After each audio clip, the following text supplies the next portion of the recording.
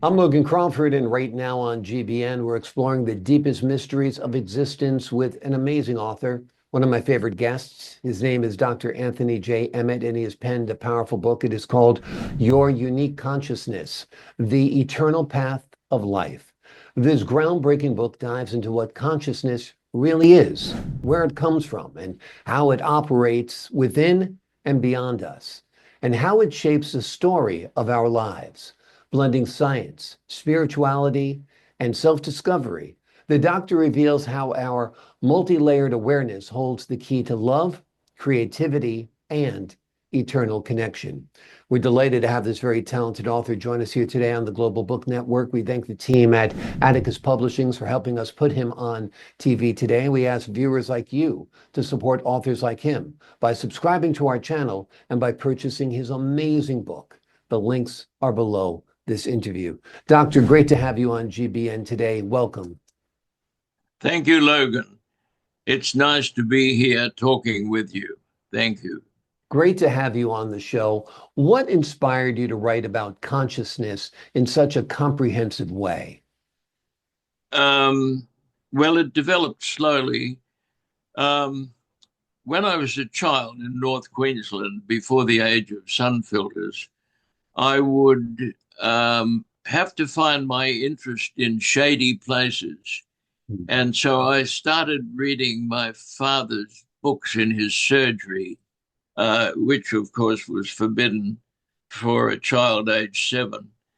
But I found great beauty in the pictures in his beautiful anatomy books, and I started to develop an interest in these things. At that time, this was 1939, and my father never had time to fix anything in the house. And so I, for some reason, was given the job of fixing everything. And I discovered that when I needed to know how to do things, when I sat and waited, the knowledge would just come. It came from nowhere. And I assumed everybody had this, but it's been with me all my life. And when I became a doctor, a medical student, and then a doctor, I wanted to find where this came from. But in medicine, I didn't find the answer, Mm. just more questions. So I retired age 61, and I was given the opportunity to explore past lives, which I thought would show me more of where this knowledge came from. Mhm. And I was told about a clairvoyant who worked with Sai Baba, who was in India. And I started doing, I retrained for 5 years as an artist. And I started for 2 years, I worked one session, 1/2 day a week with deep meditation. And Sai Baba, who was in India, had the ability to be there with us and fed us details from what's called the Akashic records, the spiritual records. Everything we do is known in the spiritual dimension. Mm. And it's been an ancient Sanskrit word, the Akashic records, record a lot of what we've done. And so they started showing me lives that were relevant to this life that I'm in. And from there, I learned a great deal of things that I could see our society in this troubled time needs to know and understand. And so I started writing books about it. Mm. I've always written. I used to write surgical articles, chapters in books, and books. But now I continued my 5 a.m. writing, and I would write for 2 hours each day. Mm. And uh, inspiration came to me. You know, we all have a deeper side where we all have levels of consciousness. You and I now are in our everyday level of consciousness that works at a certain frequency. But I thought people should understand more. For example, when we go to sleep, um, the it's at a different frequency. We're shown things, we understand things. The what a problem you had on your mind when you went to sleep, when you wake up the next morning, it's no longer a problem. Hmm. But we mostly don't forget unless we have a notebook and write it down. So we have these four levels of consciousness, and I wanted to tell people about this so they could understand. Um, Sai Baba's big message was that you and I, each of us, is an eternal soul. We're a soul with a body, not a body with a soul. And what we do, the good we do, we take with us when we Hmm. die. The bad we do, we take with us, and sometime we'll have to pay it off. They call that karma, which is the law of uh, creating debts and having to pay them off. So all of this I felt was essential for humanity in this uh, potentially terrible time. We we humans make a lot of mistakes. For example, Sai Baba came to teach us that there are many different religions, but there's only one God. And we shouldn't be fighting over God because there is only one. All the religions worship the same one.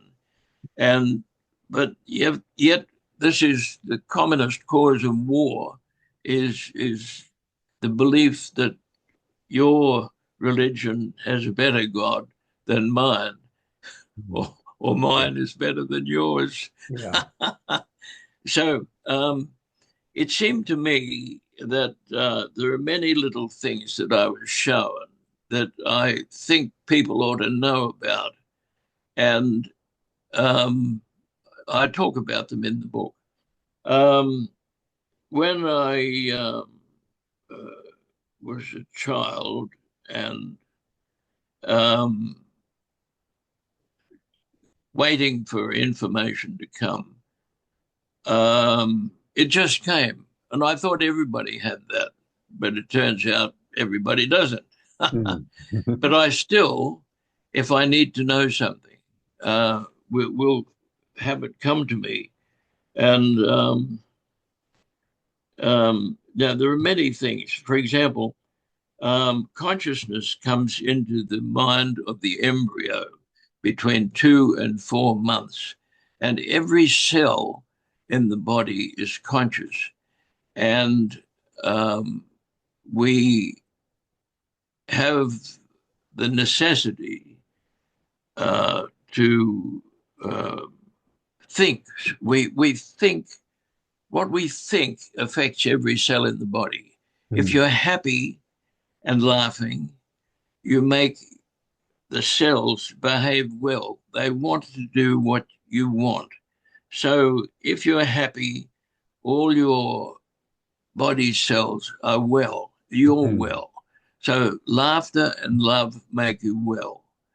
And every cell in your body will reflect what you're wanting. Um, and this is spiritual healing. Yeah. When you give happiness into your cells, all the cells in your body respond. And each of us has this, Hmm. and we don't know we're doing this because as we're talking now, we have the feeling that this level of consciousness we're using is everything. Hmm. But in fact, it's only 15%. Um, the the sleep layer is very important. And then the next layer is the subconscious, which was brought into prominence by Freud, uh, treating psychiatric illnesses in Vienna in the 1800s, and Jung, who talked about the universal unconscious, because we're all connected in our unconscious minds, so that what you do for another, you do for yourself. And it's very important in the world that we start to understand these things. So I've been writing books in the hope that people will develop understanding that we are all linked in our higher consciousness. Mm-hmm. And the big message that Sai Baba brought was that we have God within. Mm-hmm. The medieval religions have all taught that you can only get to God through the religion. But Sai Baba, who was born in 1926 and died in 2011, his great message was that we have God within. Now, God is absolute consciousness. We don't understand consciousness. Consciousness is like electricity. It's a powerful energy. You know, we didn't understand electricity until 1830 when Michael Faraday showed how to make electricity with coils and to measure electricity. But we don't know how to measure or detect consciousness. The only way is, I think, therefore I am, Descartes' original thing. But mostly we know about consciousness now, but we don't really understand what it does for us, how we are eternal in our consciousness. And I think that if people could understand the eternity of what they're doing here, when you die, you take with you the good things you've done, the gold, which is richer than any gold on earth, the Akashic record of what you're doing now, you'll take with you. The good that you do lives on. And if people understand that, they might be a bit more inclined to do more good. Yeah, absolutely. We've got to be aware of the eternal nature of this life. And like you said early on, we are a soul with a body, not a body with a soul. And that soul is eternal, right? Yes. But there's no way that you can pick that up from your consciousness, because we think this consciousness we're in is everything. But when we go to sleep, it's a different story, and we're shown things. Sai Baba used to communicate with dreams. I had some magnificent Sai Baba dreams. I woke in the middle of one as he was telling me I was God. What he meant was that I had the energy of God in my deeper consciousness, as you have. So you are spiritually joined to all of them, and so am I. Yeah. Exactly. It's that interconnectedness that is so important. This book is a masterpiece that you've put together. It is called Your Unique Consciousness, The Eternal Path of Life.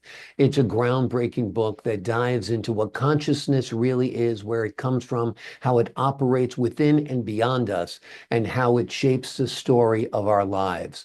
Blending science, spirituality, and self-discovery, the doctor reveals how our multi-layered awareness holds the key to love, creativity, and eternal connection. This book is highly recommended. The links are below this interview. Doctor, great speaking with you here today on GBN. the story about love is very important because a child, um, when consciousness comes into the embryo in its mother's womb, Mhm. it's a particular one-off, it's like a one-off code. Your consciousness that comes into you is quite unique, but Mhm. it's nevertheless connected to all the other consciousness. And so when the child is born as a human, it has to be shown love in its first 2 years. There are lots of development schedules in the way children are put together in the womb and after they're born. And I used to repair congenital deformities in children, a lot of which were the result of things not happening on schedule. Mhm. And if the child isn't taught love in the first 2 years, it will never fully understand that love that puts the sparkle into life. Love is the most important thing on this planet, and we need to demonstrate love to each other. Well, all of that has to be learned in the first 2 years. Um, and there's a lot of evidence that that's so, which I talk about. Um, so also, we develop a self-image. We develop the self-image by watching what our parents do, um, the way they react to each other. If they're loving and kind, we'll build that into our self-image. We file the self-image in the subconscious, and it remains there as an influence of what we want to be, what we want to do for life.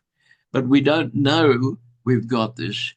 I used to study the self-image in patients who came to me to have their bodies altered, and it's very important. You know, for example, that the image coming from the eye is actually upside down Yeah. because we've got a one lens eye. And we rely on the subconscious to invert the image, but it will not only do that, it will alter things, remove things that we don't want to see. Yeah. I discovered this when I was a young surgeon in Wellington, New Zealand. I'd bought the cheapest house in a good street, and but it had a view over the hills, but a big telegraph pole with lots of wires in the middle of it, which I didn't like. Mhm. And 6 months later, looking at that view, I realized that the telephone pole wasn't there. My Mhm. subconscious was removing what I didn't want to see. And this happens with people who live near a railway line. When they first move into their house, they can hear the train going past worries them. But 6 months later, they're not hearing that. Yeah. Their subconscious is removing what they don't want. And it is so with a lot of things in life that, and we need to be aware that our senses, which record the world, are interpreted by our subconscious. And so we see what we want and hear what we want. And it's quite wonderful. You know that when the baby is first born, it has a lot of learning to do. Its uh, bronchial tubes, its lungs are full of amniotic fluid from when it was in the embryo, in the uterus. Mhm. Um, and so it has to learn to cough this up. Then it has to learn to swallow. Mhm. And swallowing, because of the anatomy, is quite a complex neuromuscular activity, which the child has to learn. Now, and it files that in the subconscious. So each time um, it needs to swallow, it it just does it. It doesn't have to think its way through all those little movements again. Yeah. It just calls on the subconscious and it comes across. It's the same with those high divers that you see doing a couple of twists and then landing it the right way in the water. All of that is filed in the subconscious and filed across. But so a lot of ideas. For example, thinking is a pattern we learn as a very young child. We learn from the people around us, our parents, our mother, father, uncle, school, all of the thinking pattern we learn and we file that. And so when you start looking at a picture, you start thinking. And as I'm listening, I'm thinking. But the pattern of that thinking and the way I put those thoughts together is something that I learned and filed in the subconscious. And so it's a fascinating. I've got lots of things like that. It truly is fascinating, Doctor. We are out of time, unfortunately. There is all of this information in the book, and the folks at home can order it and read it. It is highly recommended. It's enlightening. It will acquaint you with the concept of the eternal nature of life, the eternal nature of soul, the wonder of the brain, the wonder of the heart, and the interconnectedness of each person on this beautiful planet of ours. Doctor, thank you so much for joining me here today on GBN. Thank you very much, Logan. I appreciate your time, sir. To the folks at home, I'm Logan Crawford, thanking you for your time this time until next time on the Global Book Network.